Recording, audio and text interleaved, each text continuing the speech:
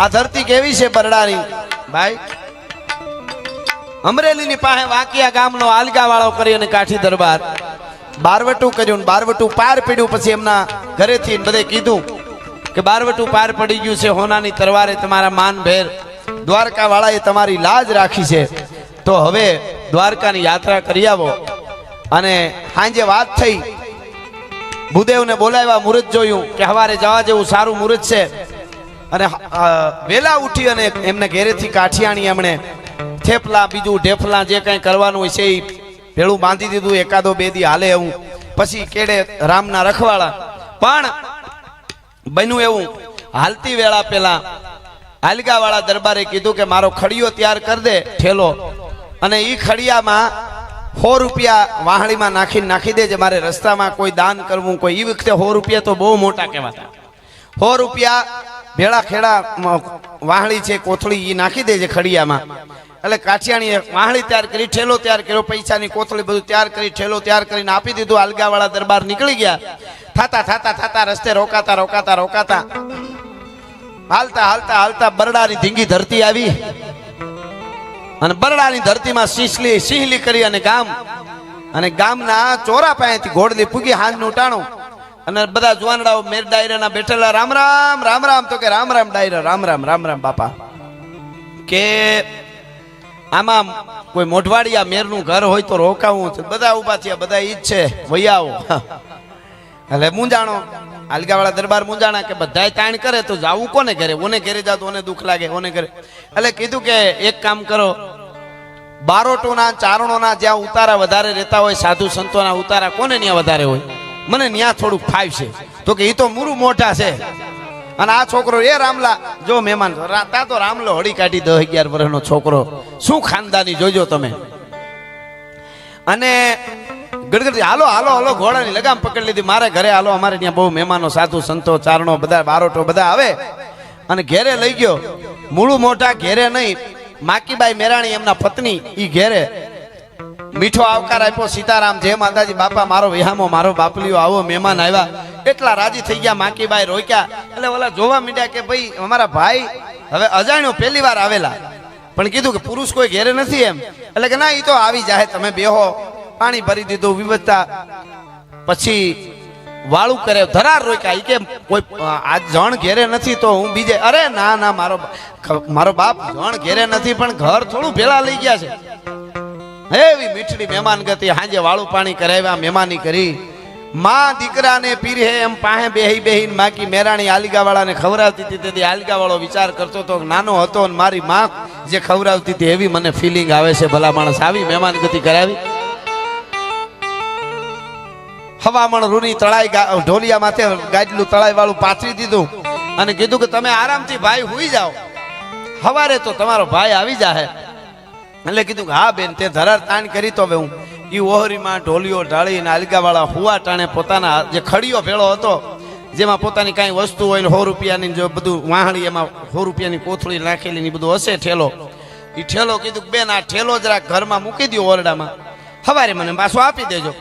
ઠેલો બાઈ માકીબાઈ મેરાણીએ ઠેલો મૂકી દીધો ઓરડામાં, જ્યાં એને મૂકવાનો હોય છે ત્યાં.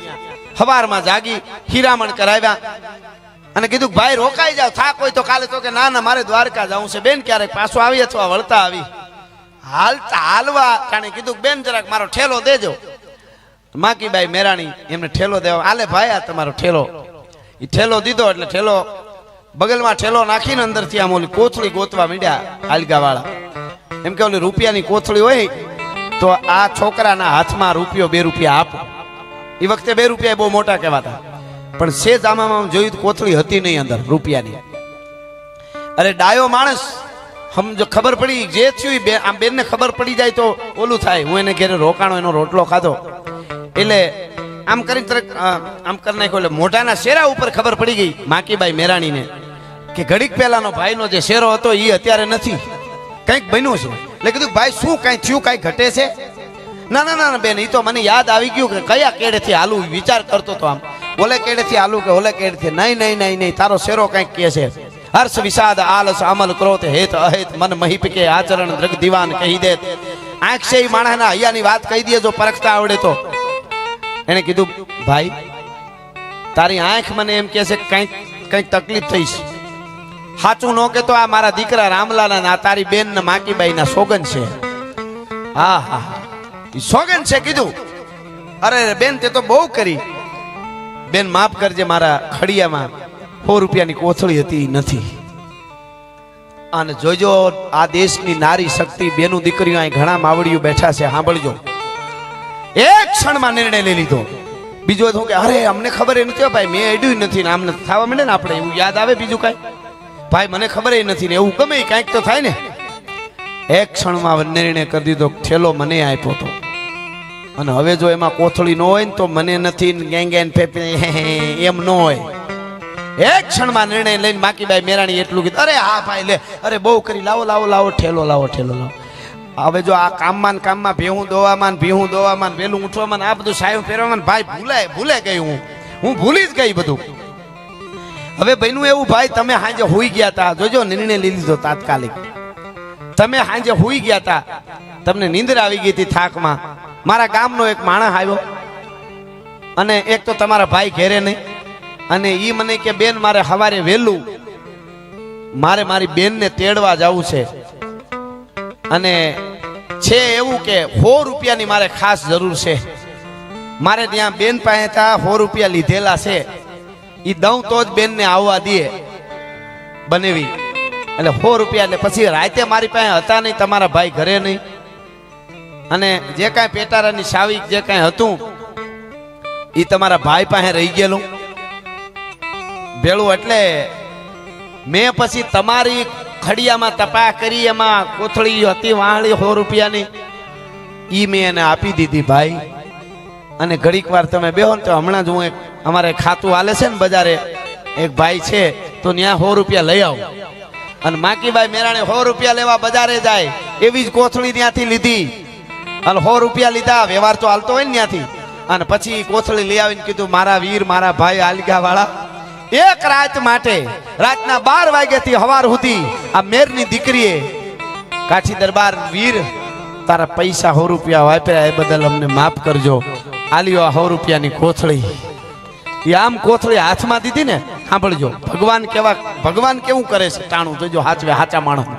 અહીંયા કોથળી આલગા વાળાએ હાથમાં લીધી કે કાંઈ વાંધો નહીં બેન, હાથમાં કોથળી આલગા વાળાએ લીધી. અહીંયા ડેલીમાં ઘોડી બીજી એક દાખલ થઈ. બાગડદા બાગડદા બાગડદા ઈ જ આલગા વાળા દરબારનો દીકરો મારતે ઘોડે નીકળેલો. એના માયતને કામકાજ કરતા ઈ 100 રૂપિયાની કોથળી હાથમાં આવી અને એના દીકરાને કીધું, અહીંયા આવીને કે છે આલગા વાળો દીકરો, બાપુ અરે ભાર લ્યો અહીં મળી ગયા. તો વાહે વાહે આવું છું ઘોડલી લઈને. કા તો કે તમારા ખડિયામાં મારા માએ બધું દીધું તું, પણ આ 100 રૂપિયાની કોથળી નાખતા ભૂલી ગયા હતા. હા હા હા હા આ 100 રૂપિયાની કોથળી ઘેરે પડી રહી હતી. આલગા વાળા સ્તબ્ધ થઈ ગયા. તો આ બેન કાંઈ એમ કે અમે એક રાત વાપર્યા, મેં હાંજે દઈ દીધા હતા, આ શું કર્યું? તરત કે હકીકતમાં તારી માએ કોથળી ખડિયામાં નહોતી જ નાખી ને. હા હા બાપુ નહોતી નાખી એટલે પડી રહી, એટલે તું વાંહે ઘોડી લઈને દેવા આવ્યો અહીં સુધી. હું પૂછતો આવતો તો કે આમને મારા બાપુ ગયા છે ક્યાં રોકાણા છે. આમ કરી માકીબાઈ મેરાણી સામું જોયું. આલગા વાળાએ એટલું જ કીધું, બેન દ્રૌપદીની ઇજ્જત કૃષ્ણે રાખી તો આખી દુનિયાની ખબર છે, પણ આજ આલગા વાળાની દરબાર માકીબાઈ મેરાણીએ રાખી છે. ભલા માણસ તે મને ખબર ન પડવા દીધી કે મારા ખડિયામાં હતા જ નહીં પૈસા, એ ખબર ન પડવા દીધી ત્યાં તો મને.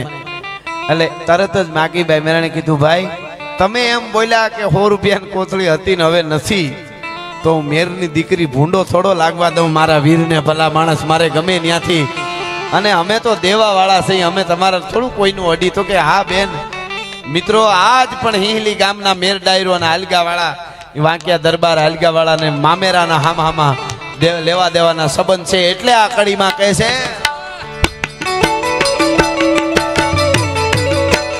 શું કહે છે કે પાંડ ભૂખ્યા રહીને એ પીર ઘી દે પ્રેમ ભીના પકવાન. પાંડ ભૂખ્યા રહીને એ પીર ઘી દે પ્રેમ ભીના પકવાન.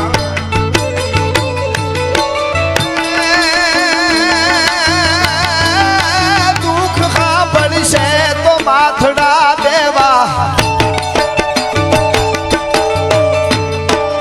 દુઃખ સાંભળશે તો માથડા દેવા કુળ થશે કુરબાન ઝૂંપડીએ કોક તો જાજો એના મહેમાન તો થાજો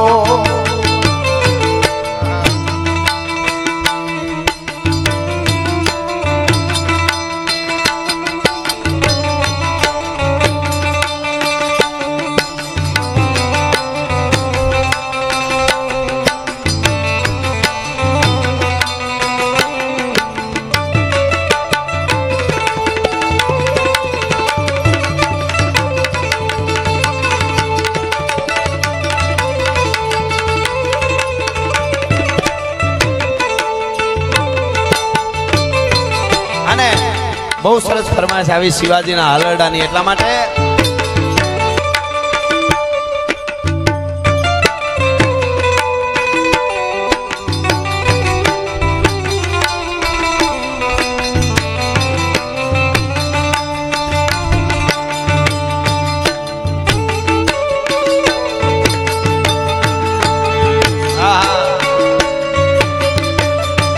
અરે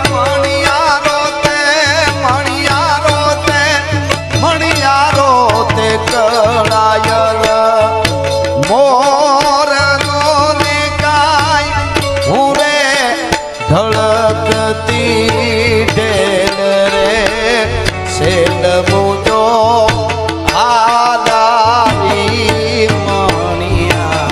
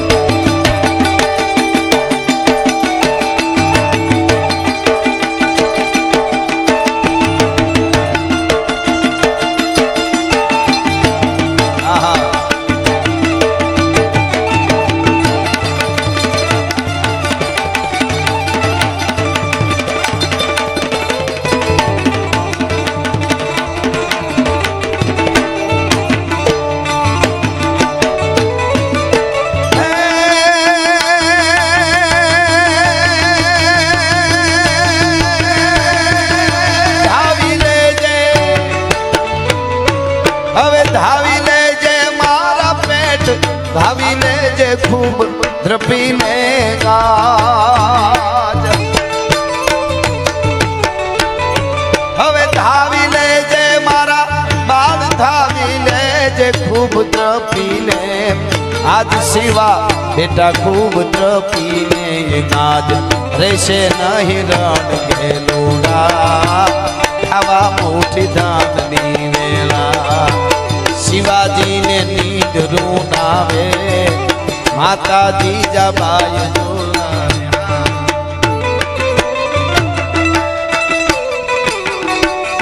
આયા બજરંગ દળના મિત્રો પણ પધાર્યા છે એમની હનુમાન ચાલીસાની ફરમાઈશો છેલ્લે લઈ લેશું આપણે બહુ સરસ ખૂબ આભાર આપનો હા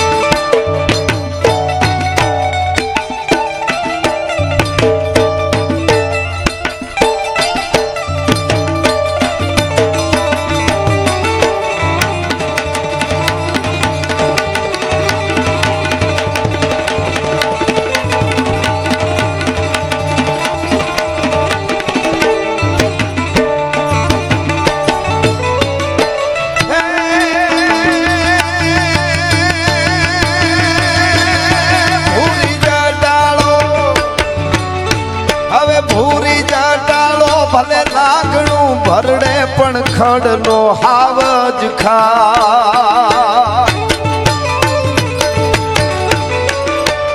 ભૂરી જાટાળો લાકડું ભરડે ને ખડના હાવજ ખાય લાગ ગોતે શાળિયાનું ચાયથી નિમનાની ભાવાય રાશી એક જંગ દે રેવું જીવતરની મૂર્તિયું ટેવું રાશી એક જંગ દે રેવું જીવતરની આમ તો ઘણી બધી ફરમાઈશો છે પણ બેનની ફરમાઈશ ખાસ છે દ્વારકા વાળાનું ફરીવાર કે બે કડી ગાઓ ઓખા વાળું એવી એમની ફરમાઈશ છે એટલા માટે અરે ઓખો તો દુનિયાથી નોખો કહેવાય દ્વારકાના દેવની તો વાત જ નો થાય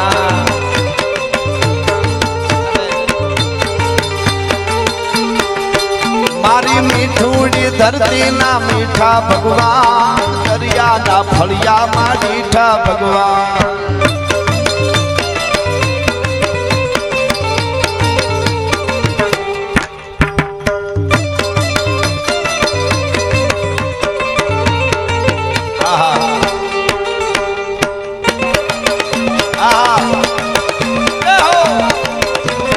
બાપુ બાપુ બાપુ બાપુ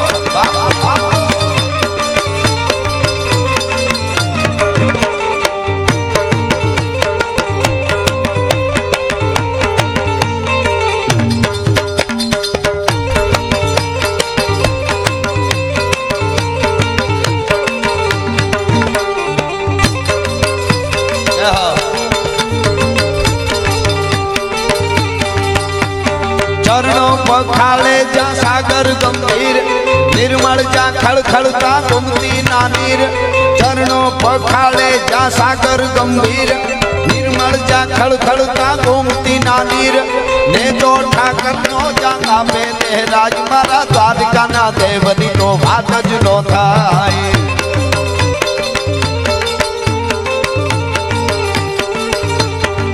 મીઠુડી ધરતી મીઠુડી ધરતી મીઠુડી મીઠડી મીઠુડી ધરતી મીઠુડી ધરતી ના મીઠા ભગવાન દરિયાના ફળિયામાં મીઠા ભગવાન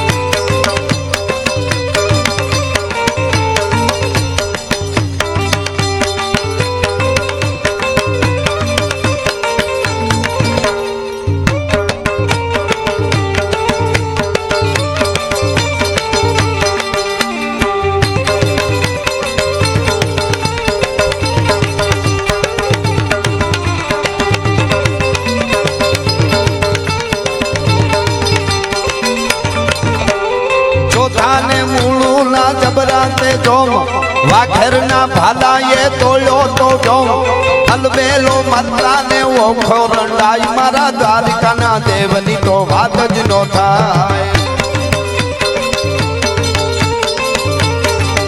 બજરંગ દળ વાળા મિત્રો આવ્યા એમની ફરમાઈશ ભગવાન રામને યાદ કરવાની એટલે એકાદ ઘડીમાં ભગવાન રામને પણ યાદ કરવાની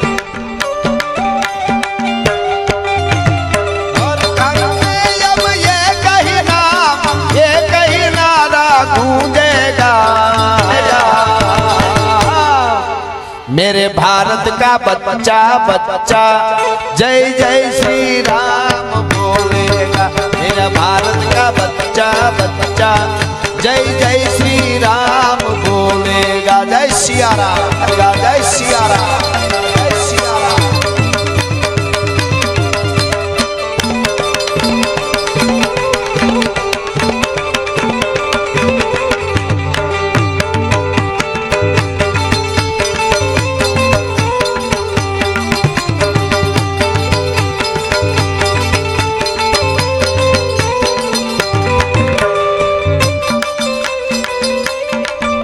આવી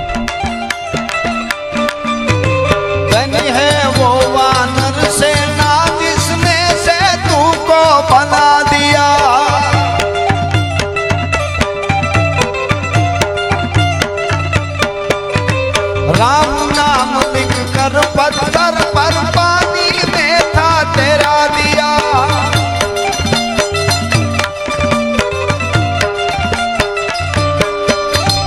राम भक्त हनुमान का नारा सारे जग में गूंजेगा। मेरे भारत का बच्चा बच्चा जय जय श्री राम बोलेगा।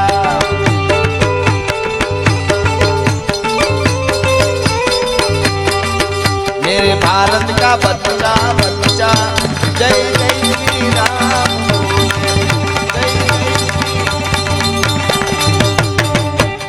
એવું મોગલમાં મારા ગીતની ફરમાય છે એટલે મોગલ મારે મારી મોગલ માં તારું તારું જગમાં ખાતું બાકી બધી વાતું રે મારી માવલી રે।